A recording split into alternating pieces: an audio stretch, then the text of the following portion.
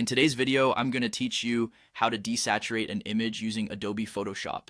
Whether you're looking to create a stunning black and white masterpiece or simply want to remove the color from your picture, this step-by-step guide will walk you through the entire process. Let's get started by opening Adobe Photoshop on your computer. If you're not familiar with the layout, no worries. Photoshop's interface is designed to help you navigate with ease. Now, once you're in Photoshop, the first thing you'll want to do is add your image. This can be done by going to the File menu at the top left of the screen, clicking on Open, and selecting the image file you want to work on. This action brings your image onto the workspace where you can perform all the editing magic.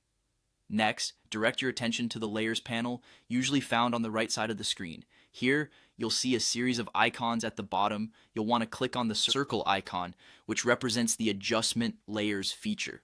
Adjustment layers are a powerful tool in Photoshop because they allow you to apply changes to your image while keeping your original photo intact. Once you click this circle icon, a menu will pop up with various options for adjustments. In our case, we're focusing on desaturation, so you'll want to click on the Hue Saturation option. With the Hue Saturation panel open, you'll see three sliders labeled with Hue, Saturation, and Lightness. Our objective here is to desaturate the image. So we'll focus on the saturation slider. Drag this slider all the way to the left. As you do this, you'll notice your image gradually losing its color. This operation effectively removes all color data from your image, leaving you with a classic black and white photo.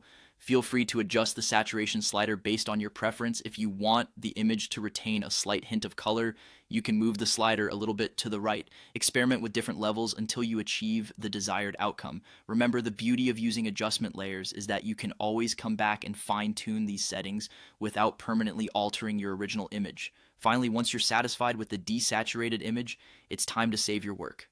To do this, head over to the File menu once again and choose Save As.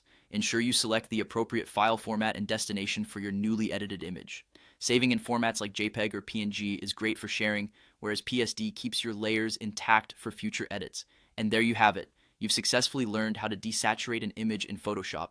Remember, the more you practice these steps, the more skilled you'll become. Thanks for watching, and happy editing.